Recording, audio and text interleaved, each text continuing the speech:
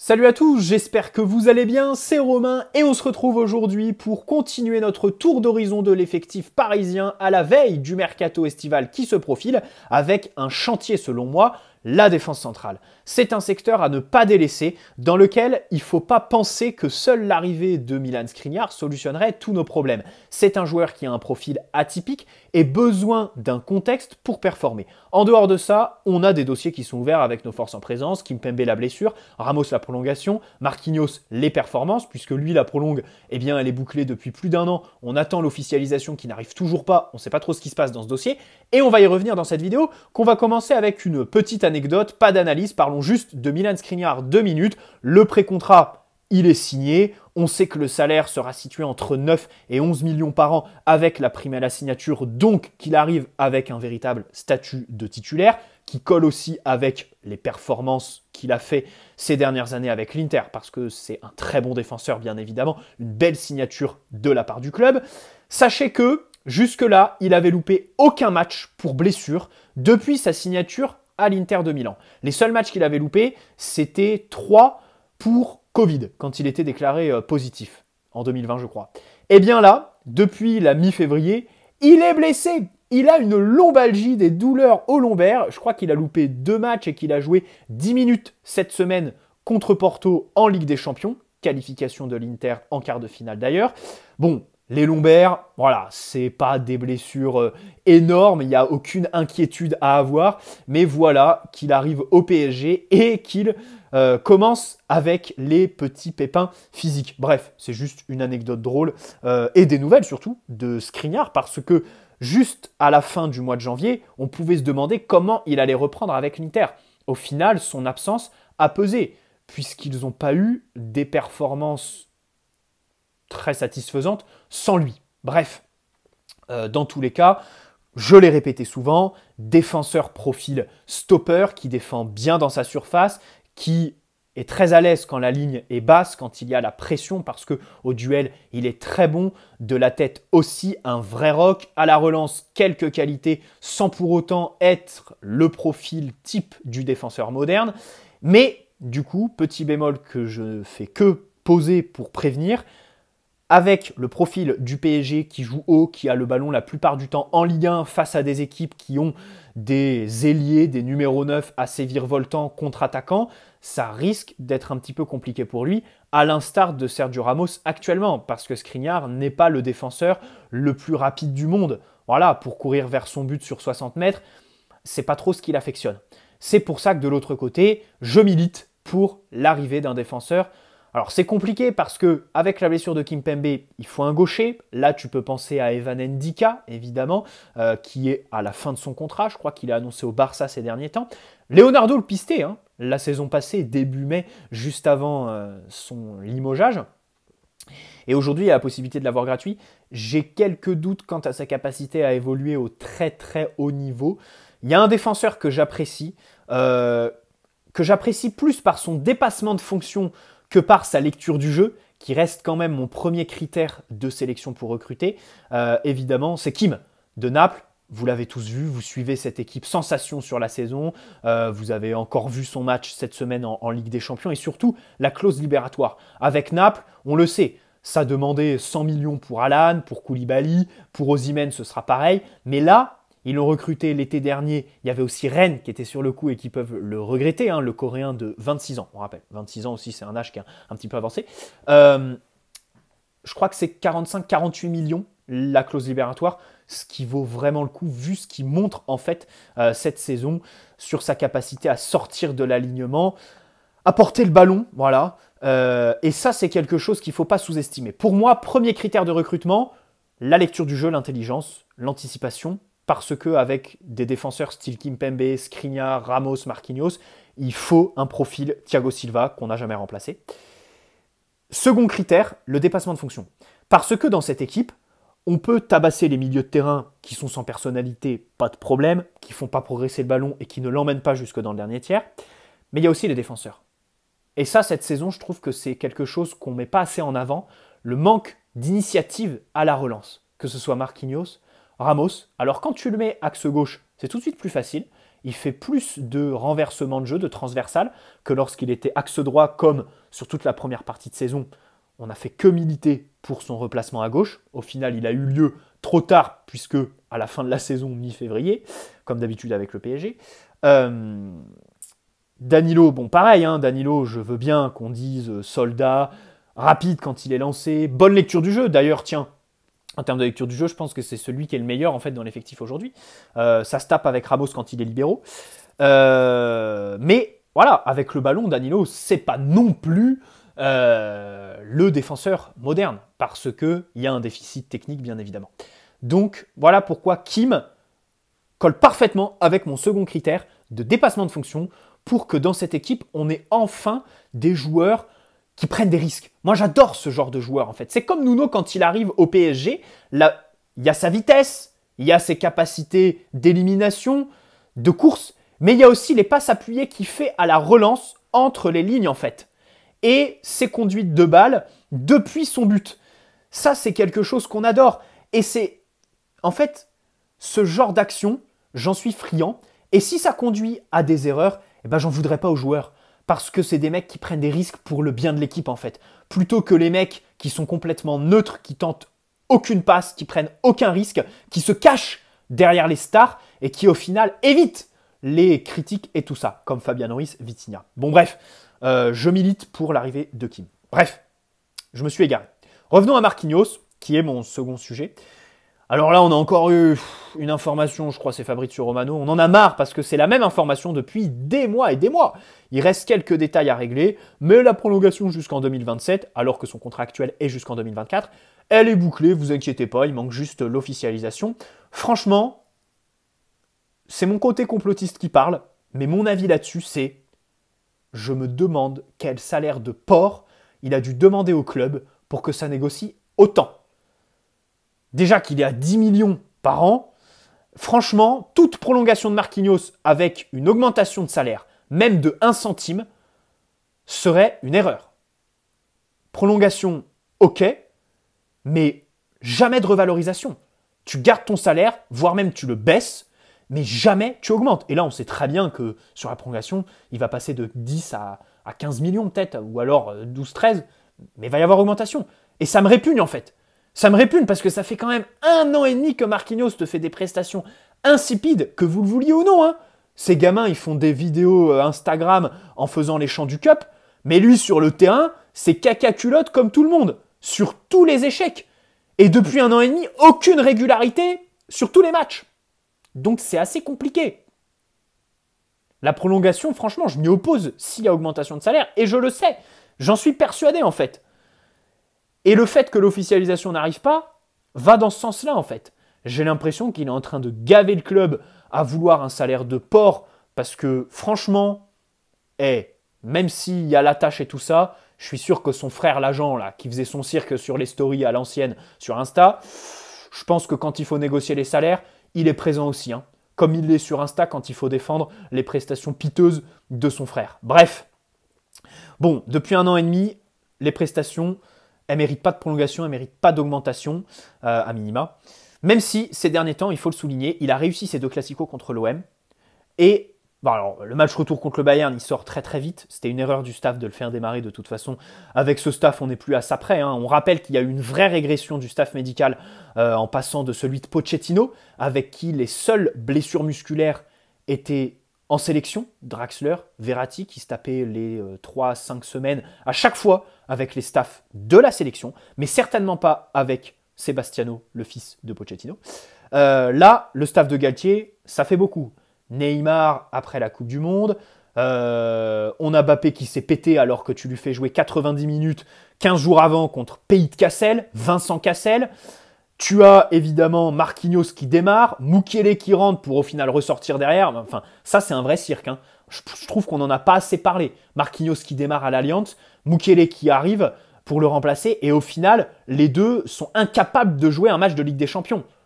Alors que tu as Bichabou, tu peux le faire démarrer, sachant que tu sais très bien, pertinemment, que tu seras voué à le faire rentrer à un moment donné. Bon bref. Sergio Ramos, de source espagnole, il s'attend à recevoir une offre du club avec un salaire baissé. Actuellement, son salaire est de 10 millions, évidemment, en l'état actuel des choses. Ça ne prolonge pas. Voilà, s'il y a baisse de salaire, il y a des gens qui sont pour. Alors, je peux les comprendre. Franchement, ça s'entend. Vu comment déjà il a sorti le costard sur les 2 matchs contre le Bayern. Et surtout, vu le rôle qu'il doit avoir dans le vestiaire. Mais j'oublie pas toutes ses performances en Ligue 1. Tous les buts qu'il nous a coûtés. Et puis surtout, on recrute Skriniar, en fait. Qui ressemble à Ramos tactiquement, en matière de profil. Donc pour moi, à partir de là, je vois pas pourquoi tu garderais l'Espagnol. Ça ne prolonge pas Sergio Ramos ici, même si je suis d'accord. Il a un grand rôle dans le vestiaire et la double confrontation contre le Bayern a été très réussie. Au final, c'est très bien. Ça lui permet un petit peu de soigner sa sortie après une première année très compliquée passée à l'infirmerie. Il faut savoir aussi partir par la grande porte, surtout sur ce genre de contrats qui sont courts. Toi, tu es en fin de carrière, le club, il est en période de transition. Fais pas la saison de trop, quoi. Fais pas la saison de trop. Voilà. Sors, on va retenir la double confrontation si tu pars maintenant.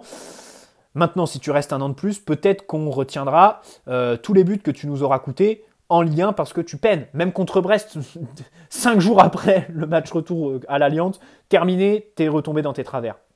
Donc, calmons-nous avec Sergio Ramos. Il est plus apte à jouer dans un championnat du style Ligue 1, dans une équipe style PSG, qui a le ballon, qui défend assez haut et qui du coup est très exposé aux contre-attaques. Kimpembe, il est out jusqu'à la fin de saison, j'en avais déjà parlé dans une vidéo. C'est compliqué parce que sportivement, là du coup, tu n'as pas trop d'arguments pour la prolongation, sachant que son contrat se termine en 2024, dans 1 an. Je suis pour le prolonger avec une baisse de salaire, ou alors garder le même salaire qu'actuellement parce qu'il ne fait pas partie des gros salaires. Il n'a pas un salaire de porc comme Marquinhos. Je crois qu'il est plus à 7 millions ou 8 millions grand maximum Kimpembe. Donc voilà, on n'est pas sur la dizaine comme Ramos, Navas, Marquinhos, Icardi et puis évidemment les 3 de devant, Marco Verratti. Et puis sachant que ça va faire quand même 1 an qu'on ne l'a pas vu sur les terrains, je ne vois pas pourquoi il passerait à ce genre de salaire. Mais c'est quelqu'un qui est quand même important au niveau des jeunes, au niveau du groupe. Il est jeune aussi, il a encore des qualités à faire valoir, hein, à la différence de Ramos, qui est un petit peu carbo, même si son hygiène de vie est remarquable, voilà, et même s'il aura toujours respecté le blason, en réalité, on le remercie pour ça, Ramos, Kimpembe aussi. Donc personnellement, prolongation, je suis d'accord. De toute façon, ce qu'on dit aujourd'hui, en septembre, la situation ce sera la même, avec la durée du contrat qui se sera rétrécie, donc on peut déjà tirer les conclusions. Mention spéciale pour Mukiele, qui est pour moi la meilleure recrue de l'été. Facile en même temps, vu le mercato de merde qui a été fait. Il a très vite saisi son rôle et son statut. Et pourtant, c'était pas dit. Au vu de ses débuts, on n'oublie pas son match contre le Maccabi Haïfa début septembre, où il est à droite, donc il remplace Hakimi en piston droit. Il est complètement à contre-temps dans ses mouvements. Avec ballon, il est très très mauvais. Et au final, en étant baladé entre la défense centrale et le côté droit, il réussit à être utile, voilà, faire des belles performances et avoir vraiment des vrais pics en fait en janvier, revenir en février après 1 mois et demi de blessure comme si il était revenu d'un pauvre rhume, et ça c'est franchement très fort, hein, quand il est revenu contre Nantes, le Classico, alors contre le Bayern il a rechuté, c'est comme ça. Mais voilà, ses déplacements sont très intelligents quand il est piston, ça aide bien Messi même s'il n'est pas servi et quand il l'est, il y a tout de suite le déficit technique qui se fait ressentir. Il est dur sur l'homme sur les duels défensifs, donc vraiment voilà, ici on apprécie Nordi, et d'ailleurs on le voulait dès 2020, hein. Si vous prenez mon Mercato Parfait 2020, il y avait Nordi Mukiele dedans. Bichabou, alors ça c'est un sujet qui me tient à cœur, parce que, je vais le dire tout de suite, je suis pour un prêt. Il est jeune, et on l'a toujours dit sur la chaîne. Reprenez les vidéos en octobre, je disais, Bichabou, oui, on aimerait le voir, mais attention à ne pas le voir trop beau. C'est quelqu'un qui, déjà en jeune, a quelques lacunes à travailler. Voilà. Parfois, il est pris dans son dos et il peut faire des petites bévues, des petites erreurs. Au final, en pro, ça n'a pas manqué. Au-delà du but contre le Bayern, où évidemment le premier fautif est Marco Verratti, mais la responsabilité de Bichabou n'est pas nulle non plus. Hein. Mais ça, j'ai déjà dit dans mes vidéos hier, je ne vais pas m'acharner. Par contre, contre Châteauroux, il est fautif. Contre Monaco, bon là, en fait, il y a une erreur qui est fatale sur le deuxième but. Et en fait, c'est pour ça que contre le Bayern, j'en ai un petit peu voulu. C'est-à-dire que revenir dans l'axe comme ça, il l'avait déjà fait contre Monaco, ça n'avait pas payé, ça avait été une vraie erreur un mois plus tôt. Et là, à l'Allianz Arena, il refait ça. C'est pour ça que je lui en ai voulu un petit peu, c'est d'avoir refait ce qui nous a déjà coûté un but un mois plus tôt. Parce que là, pour le coup, Monaco, c'était lui et lui tout seul. Hein. Contre Toulouse, il offre le coup franc bizarre sur une faute bête. Donc voilà, pour moi, il faut le prêter pour qu'il aille un petit peu s'aguerrir, El Shaddai Bichabou. D'ailleurs, on remarquera, pareil, fin décembre, Galtier avant le mercato qui te dit non, on ne recrutera pas de défenseur central parce qu'on a El Shaddai, recruter, ce serait lui boucher la place. C'est un vrai talent. À ce moment-là, on le disait, c'est de la démagogie. Il sait très bien qu'on est incapable de recruter parce qu'on n'a pas les finances nécessaires. Du coup, il utilise le manque de finances du club pour faire sa démagogie vis-à-vis des jeunes et des supporters. Alors qu'en réalité, tu as essayé de recruter Skriniar, tu vas le recruter cet été, tu dois même recruter un deuxième défenseur. Ce n'est pas les jeunes qui vont me faire changer d'avis. Et au final, Bichabou, tu lui as pas fait confiance contre le Bayern, encore une fois, parce que même si tu le fais rentrer, Marquinhos Mukiele, je le répète, était pété complètement. Je ne vois pas comment le staff médical a pu décider de faire démarrer Marquinhos, de faire rentrer Mukiele. Tu dois faire le choix, si tu as les couilles, mais évidemment Galtier ne les a pas, de faire démarrer El Shaddai Bichabou, quand tu vois l'état physique des deux autres. On le savait très bien qu'ils étaient incapables de démarrer un match avec des champions. Bon, alors un prêt. Mais attention, il faut choisir la destination, parce que là, je vais encore revenir sur un dossier qu'on évoquait fin janvier. Dans cette vidéo, je règle un petit peu mes comptes personnels, je mets en avant mes avis. Parce que fin janvier, Ayman Karí, milieu de terrain, gros crack, hein, pour moi, deuxième plus gros crack derrière Warren Zaïre-Emery, part à Lorient. Et à ce moment-là, je dis, attention, c'est un mouvement qui est un petit peu moyen. Là-bas, il se retrouve en très très haut de tableau, du coup ils ont une petite pression du résultat qui se crée, et surtout au milieu de terrain, c'est bouché. C'est un secteur qui est très fourni chez eux, il y a même Adil Aouchiche qui y est, donc pour Ayman Karí, je ne vois pas quel temps de jeu il pourrait aller gratter sur cette seconde partie de saison. Au final, ça n'a pas manqué, 0 minutes avec les pros en un mois et demi, voire plus, juste 84 minutes je crois, en National 2, voilà, avec Lorient. Donc bon, c'est compliqué. Donc tout ça pour dire que viser des clubs qui sont comme ça, très fournis, qui sont en haut du tableau, c'est pas bon. Prends un club qui est 13-14e, même si là, Lorient, c'est un peu faux. Au moment de la signature de Karí, ils étaient, je crois, 4e, 5e à tout péter. Là, ils sont descendus 9e. Du coup, ils ont plus trop la pression de l'Europe, ils n'ont pas tenu. Ils ont beau avoir un milieu de terrain fourni, qualitativement, ça rivalise pas hein, avec le genre d'équipe que sont Nice, Lyon ou Marseille. Bref, dans tous les cas, pour Bichabou, voilà, une autre équipe, 13-14e, ce serait l'idéal. Ou alors la Ligue 2, hein, la Ligue 2 où il y a quand même des joueurs, un certain niveau, une philosophie. Le Havre, par exemple, alors eux, ils vont probablement monter. Donc pourquoi pas leur prêter Bichabou à Bodmer. Bref. Terminons la vidéo avec Lionel Messi, qui voudrait prolonger à des conditions proches de Mbappé selon RMC Sport. Au sein du club, il y a des interrogations. Tu m'étonnes qu'il y en a, parce qu'on rappelle que la volonté première du club, tout le monde le sait, c'est ce qui est dit dans les médias, c'est de en finir avec la MNM. On sait très bien que le seul sur lequel tu as la main, c'est Messi. Neymar, t'en débarrasser, c'est quasiment impossible, inenvisageable. Donc Messi, fin de contrat. Si tu veux ne pas le prolonger, c'est tout libre à toi. Tout libre à toi. Pour les conditions proches de Mbappé, déjà qu'avec Mbappé, c'était de la folie. Si en plus on le fait à Messi, non. Là, on va se détendre, Lionel. Surtout que on peut tout me dire. En réalité, cette MNM là, cette saison, moi j'ai l'impression qu'en fait, il n'y en a pas un des trois qui sort du lot. Franchement, hein, les trois ont eu leur moment de gloire, pic de performance. Les trois ont eu leur top de forme. Les trois ont eu aussi de grosses baisses. Et au final, alors certains me diront Mbappé, d'autres me diront Messi, d'autres me diront Neymar. Mais selon moi, en fait, il n'y a aucun des trois qui tire son épingle du jeu par rapport aux deux autres cette saison. Messi a pondu 2 bouses contre le Bayern. Ça a été compliqué avec son retour de Coupe du Monde. Neymar, pareil, quand il revient de la Coupe du Monde, c'est compliqué.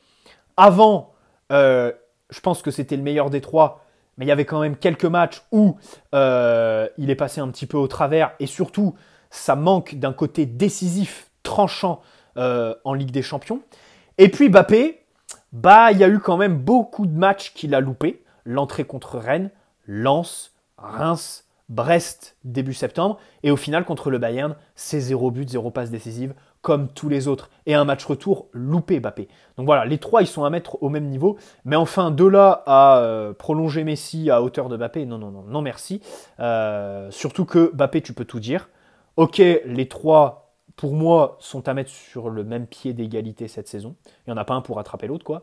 Mbappé est quand même impliqué dans le projet, quoi. Tu le sens, c'est un grand professionnel. Que Messi, ok, il sort pas en boîte, hein, voilà, il se blesse pas, il est très régulier, pas de problème. Mais il traverse les matchs avec un langage corporel qui le trahit complètement. Il n'en a rien à branler. Bref, on en a parlé 25 minutes mardi soir. Et alors, il y a eu des infos démenties aujourd'hui qui disaient que le club, que le Cup comptait siffler Messi dimanche contre Rennes. On rappelle que ça va être le retour au Parc des Princes à la maison. Et donc, de sources espagnoles, ça nous disait ce matin, on veut siffler Messi. Le Cup a démenti. Alors, moi, je suis contre cette idée de faire des boucs émissaires à chaque fois. C'est se tromper, en fait. C'est réfléchir comme nos dirigeants. Penser que c'est que les stars au PSG. Voilà. Qu'il n'y a pas une équipe autour. Non, la réalité, c'est qu'il y a des mecs qui sont nuls à chier autour des superstars, qui se cachent même derrière, et qu'il faut mettre en avant. Voilà. Siffler un joueur, ça me paraît un petit peu stupide. Le Cup a démenti, pas de problème. Mais enfin, ils l'ont fait la saison passée sur Neymar et Messi. Donc bon, pour moi, soit tu les siffles tous, soit t'en siffles aucun. C'est mon avis, il est arrêté. Et puis surtout, siffler ceux qui sont arrivés, qui ont accepté la proposition, c'est un peu démago, quoi. Parce que évidemment que ceux qu'il faut siffler, c'est ceux qui les ont fait venir, en fait. C'est Nasser, c'est la direction de ce club qui fait n'importe quoi depuis maintenant 11 années. Nasser, on va en parler, on va en faire une vidéo totale, globale, parce que évidemment que je l'ai épargné dans mes vidéos depuis l'élimination contre le Bayern, mais enfin c'est lui le premier responsable de tout ça. Bien sûr, la calinothérapie avec les joueurs, le fait de s'immiscer à chaque fois dans les mercatos pour recruter un petit peu bling bling et du coup casser complètement l'élan de nos directeurs sportifs, la démagogie en matière de communication avec les supporters. Bon bref, il y a de l'incompétence. Et en réalité, t'es dans un cul-de-sac. Pourquoi? Parce que Nasser, évidemment qu'il doit partir. Mais le problème, c'est que pour moi, demander le départ de Nasser, ça revient à demander le départ de QSI, en fait, la vente du club. Pourquoi? Parce qu'imaginons que Nasser parte, l'émir décide de le virer. Déjà, c'est une chose qui est carrément impossible parce que là-bas, il fonctionne à la loyauté plutôt que la compétence. Donc, Nasser est loyal. C'est le toutou de l'émir. En réalité, tu tapes sur Nasser, bah, tu tapes sur tout ce qui se passe à Doha parce que lui, il fait que un petit peu exécuter, quoi. C'est un exécutant, pour pas dire un mot un petit peu plus péjoratif, en fait. Et donc, demander son départ, ça revient à demander le départ de QSI parce que s'il part, évidemment qu'il serait remplacé par un mec qui serait pas meilleur que lui, qui serait même pire puisque ce serait un inconnu au bataillon qui arriverait du Qatar, un peu comme Nasser en 2011. Alors que Nasser aujourd'hui, bon, il peut se targuer d'avoir 11 ans d'expérience dans le football européen, quoi. Son CV, il l'a fait avec nous, mais bon, quand il est arrivé, il était vierge. Donc c'est un peu compliqué. Voilà un petit peu le cul-de-sac dans lequel on est, en fait. Parce que pour moi, c'est compliqué. Surtout qu'en plus, alors il y a les histoires avec Manchester United, j'en ferai une vidéo sûrement, mais demander une vente, alors bien sûr que le club peut se vendre, hein, et on restera riche, hein, parce que évidemment, si on le vend, ce serait quoi 3 milliards et demi, 4 milliards d'euros. Pardonnez-moi, si quelqu'un est capable de les aligner, c'est évidemment parce qu'il est capable de mettre 200 millions dans un mercato, de construire une vraie équipe. Le seul problème pour moi, c'est pas le rachat en soi du PSG. Là, on parle vraiment de manière totalement utopique, hein. Mais c'est surtout en fait la masse salariale. C'est-à-dire qu'aujourd'hui, on est détenu par un fonds souverain qui peut amortir cette masse salariale. Je ne suis pas sûr qu'un milliardaire, par exemple un investisseur américain, veuille d'une masse à 700 millions en fait. C'est carrément impossible. Donc pour moi, pour envisager une vente, il faudrait commencer par avoir une masse salariale de moins de 500 millions. Et je suis gentil, je pense qu'il faut plus qu'elle tourne autour des 400. Non!